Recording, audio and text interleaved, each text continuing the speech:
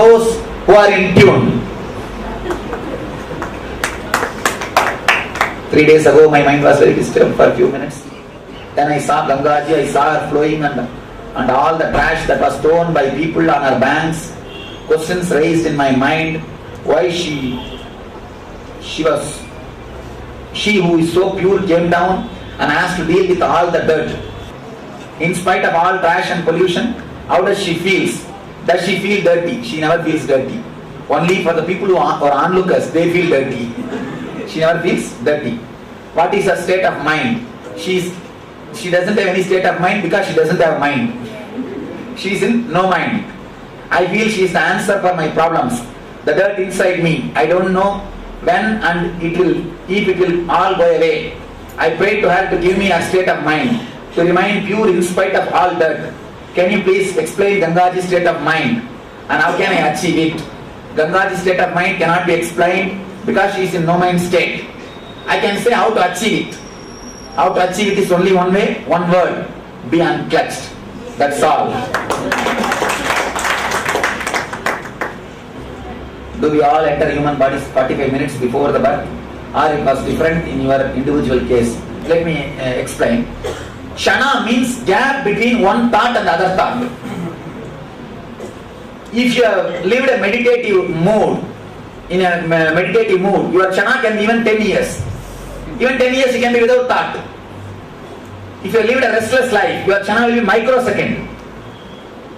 For me, when I was settling into the body, my Kshana was, the 3 Kshana was 45 minutes. That was the ratio with which I was settling into the body. That is why it took 45 minutes for me. For a normal human being, 3 Kshana is less than a second.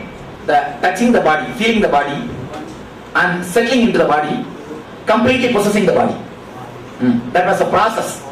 That's why to make more aware or understanding, I can say 3 Kshana. And I can say that is the 3 frame I saw Swamiji. First the light of the Arunachala, then being sucked into the light and seeing the Arunachala. The 3 frame which I said, that only took 3 Kshana Swamiji. 3 Kshana, that only took 45 minutes. See, what I am saying you now, I am just retrieving the black box and giving you the exact picture of what happened. Like in the plane accidents, plane crashes, they will retrieve the black box and take the information out. Same way, I retrieved the black box of my birth and I am giving you as it happened. That is the way it happened. Maybe the further explanation even I may not be able to give.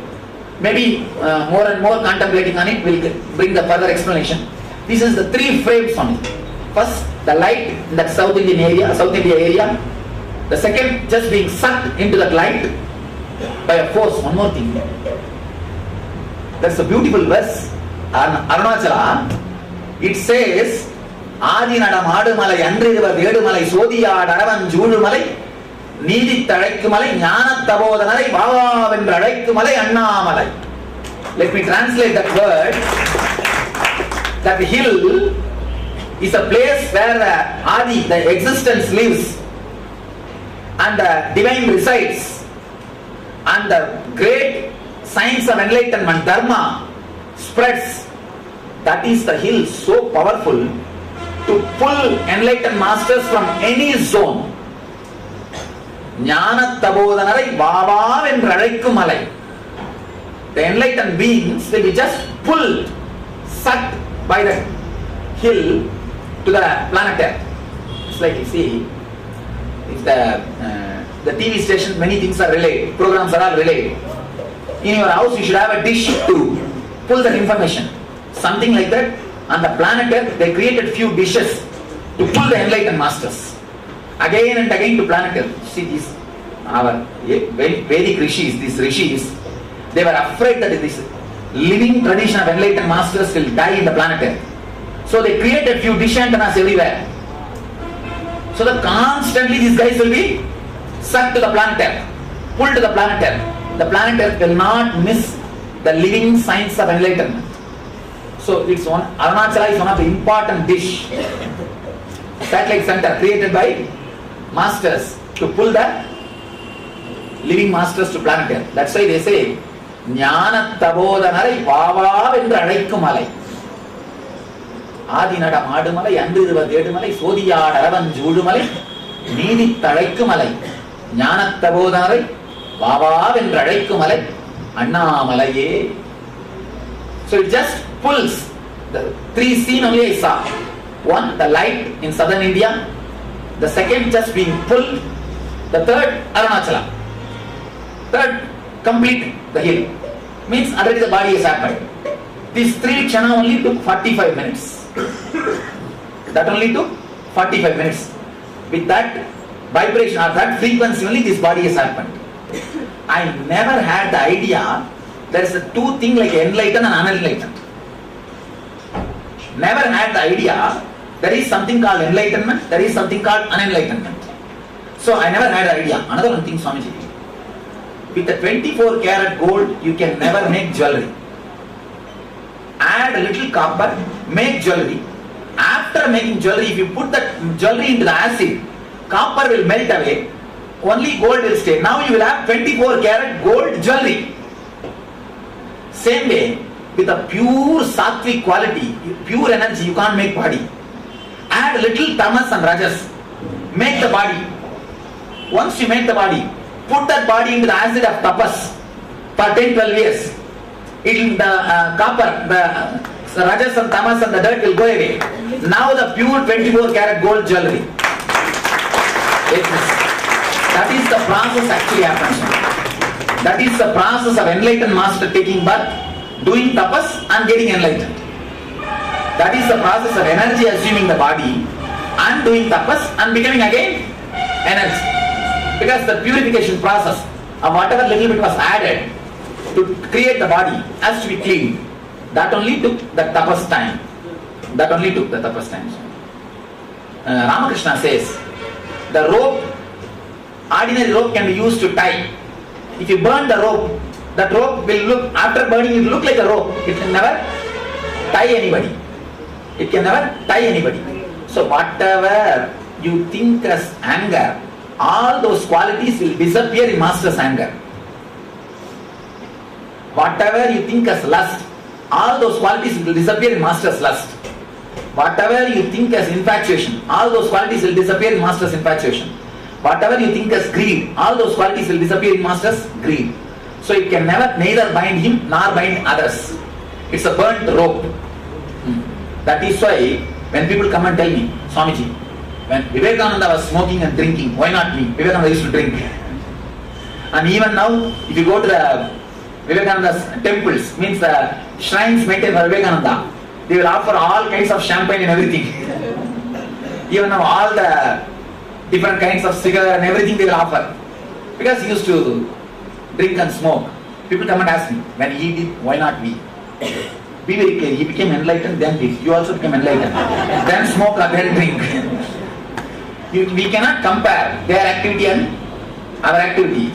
That's a beautiful Zen saying.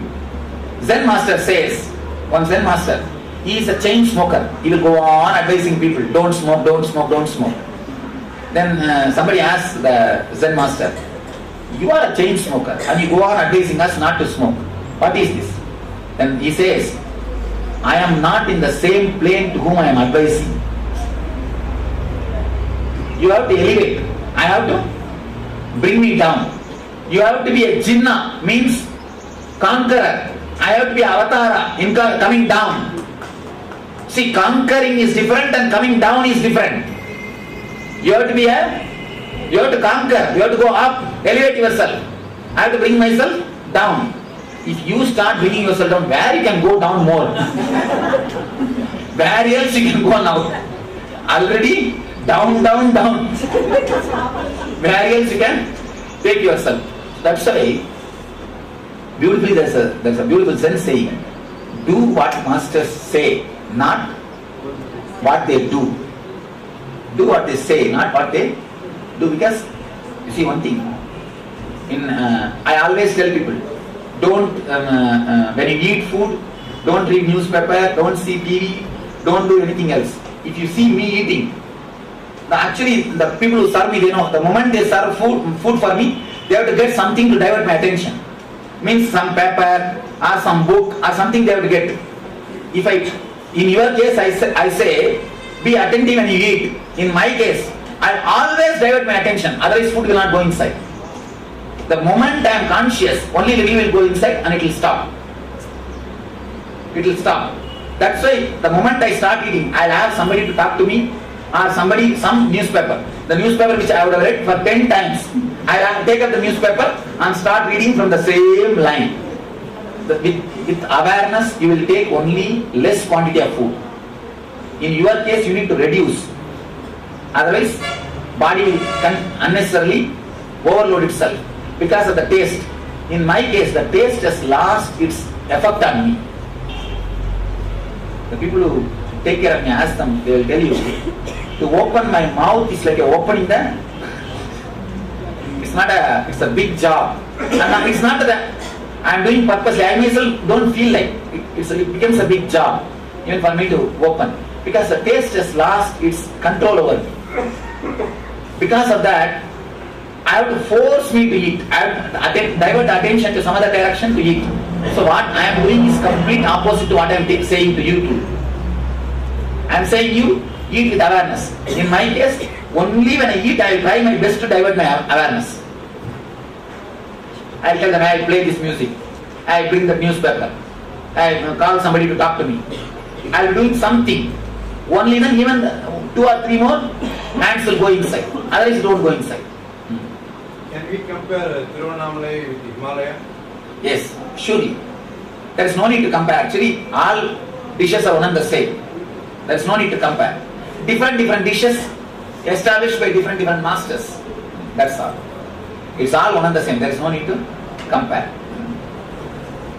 To tell you honestly, my body was somehow trained because of the yoga. It constantly produces the chemicals, whatever it is necessary for the body to run. It is running. It is actually, if the same way if it runs, how long it will run. For that reason only I try to give food. You understand? For emergency time, for whenever it is necessary. If the body manages itself, beautiful. If I allow that same thing like a regular routine, it may have the wear and tear. The automatic managing system may have wear and tear.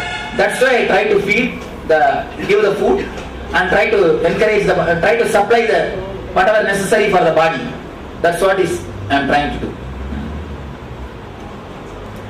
To attain enlightenment, if one must do strong tapas, dhyanam, etc., like how you did, Swamiji. Is there any other enlightened masters who adopted some other techniques to attain the same? Meera became enlightened just by singing. You said you had no karma at birth. This automatically places you as an incarnation of consciousness. For what purpose this incarnation take place? One thing, did this incarnation take place? This is the important thing. When a cotton is processed to a certain extent only, it becomes thread. Then you can say 1 thread, 2 thread, 3 thread. When it is cotton itself, can you say how many threads are there inside the cotton? Same way, when my incarnation happened, the incarnation decision is taken in a cotton level. In the thread level only you can say the purpose, reason, the logic and all those things. In cotton level, the very concept of purpose and reason doesn't exist. You understand? That's a big problem. Whenever people ask for reason and purpose, that where the decision is taken, there it was only playfulness, leela. There was no decision, there was no reason, there was no logic, there was no do's and don'ts there. In that space only decision is taken. The execution happens in a level where the reasons exist. Do's and don'ts, why, how, what, where, when. The execution happens in this level. But the decision making happened in a level where the why, what, how, why, what, where, when, then did not exist. In that level only the decision making happened. So now you are putting a question from execution level to the decision making level. I am not able to answer that because in the decision making level this logic does not exist. Maybe that word is told in the execution level itself. For the, you see, somebody like you questioned Krishna. He must have tried his best to tell that at decision making level there is no logic. The execution level only logic exists. That guy may not be able to relate with that truth. What I am saying. Krishna also may not have remembered the example like a cotton and a thread. So then he has to answer something. Then he said, Paritranaya sadhunam vinachaya dushkudam dharma samsthapanarthaya sambhavami yuge yuge. Alright, now tell me, even with this sloka, what will you understand? Paritranaya sadhunam vinachaya dushkudam dharma samsthapanarthaya sambhavami yuge yuge. Paritranaya sadhunam, there is no definition. Who is sadhu? Whoever wins in the war, they claim themselves as sadhu. If Hitler, Adolf Hitler, if he would have won in the war, history would have been different. So now we say he is the Dushta. How do we know he is Dushta? If he has won in the war, what would have been the history? Incarnation. He would have been incarnation. So, where is the question of definition for sadhu? Second thing, where is the question of definition of the Dushta? And where is the question of all this? The basic thing itself is gone now. Paritranaya sadhunam, vinachaya dushkritam. These two has lost the meaning. Then third, dharma samsthapanarthaya. What is dharma? Tell me. Now what will you say? What is dharma? Dharma samsthapanarthaya. Which dharma? Sambhavami yuge yuge. Sambhavami. What is the difference? Sambhavami means I happen. Yuge yuge means what he means by the word yuga yuga. 10 years or 20 years or 100 years or 700 years or 900 years. What happens? Where is the definition for yuga yuga? If it is yuga cannot be more than at least 1000 years. And already 5000 years over. This fellow never came back. Never returned. Now what to do? He has escaped. Whether he is frightened or not, we don't know. What to do now? So those words also is given just to make the people feel comfortable. That's all. Let it be very clear. I am telling you the truth as it is. The decision which is made to enter into the body is taken in a plane where the how, why, what, these, that logic did not have any play. See, after a certain level, even in your own life you see, when you are in ecstasy, joyful, when you are in ecstasy, you don't take decisions by thinking. Just like that you take. So in that high energy zone, the decision does not happen by logical analyzing pros and cons and plans and thinking and what will happen with this, with that. That does not happen. Just like a seed opening up and becoming flower. Just like that. That's what they say. Swabhava Chinmayananda. Just the Chinmayananda. Just the bliss. Swabhava. There is no reason, logic. So that is the zone, the decision to take birth has happened. So now in the execution level only, the logic of 1, 2, 3 and all those things happens. So this question can never be answered because the decision itself is taken in a different plane. Yes. Intuition. Intuition. There is no logic. There is no logic behind it. What is the higher level meaning of this? Paritranaya sadhunam vinachaya dushkritam dharma samsthapanarthaya sambhavami yuge yuge. Whenever too many engrams became in your head, whenever you start suffering with too many engrams, to destroy them and to give you enlightenment, to take care of your being and to establish enlightenment in you, I come down again and again and teach MSP. That's all. Now with the higher level meaning, where you are aware of other beings and other karmas before your birth. No. Before birth I was not. You see, I was aware of everything but not as separately. You see, to be aware of a cloud, you must know the silver lining. I was aware of clouds but not the silver linings. When you are not aware of the silver linings, then the whole thing is a cloud. So that is where it was standing. So after birth only I became aware of silver linings. All the information you are giving us is appreciated. How do I know it for myself? How do I understand? The very appreciation means you have started drinking me. You have started drinking me. This very drinking is enough. It will become Ahara Suddhi. Ahara Suddhayoho Smriti Suddhi. Smriti Suddhayoho, it goes on step by step and reaches the enlightenment. Be very clear. That's why we say when a river is completely polluted, if you just drop one handful of lime in it, the lime will take all the dust and settle down. Same way, when you are completely confused by the world and the engram and the society, one handful of Master's presence is a lime, or the words of the Master is a lime. When you drop that, it just settles down completely, you become pure. So allow this sinking to happen and happen and happen. Allow this drinking to happen.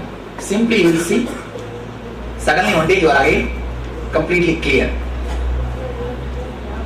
If and when I became enlightened, I will say I had no karma, because that is the Vedantic truth.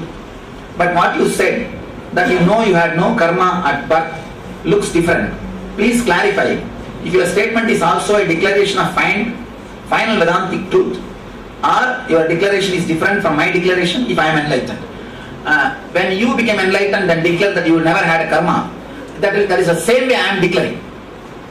Be very clear. If I am not enlightened now, I will say I have karma. So be very clear. When you became enlightened and declared, that is the same way I am declaring. That is the same way I am declaring. I am no way special. When I declare I have no karma or all those things. Now what you are going through, I went through in that same period. Between the, I can say 0 to 12 years. Actually, to tell you honestly, after the first experiences I became enlightened. But that looks too big to tell openly. To tell that looks too big.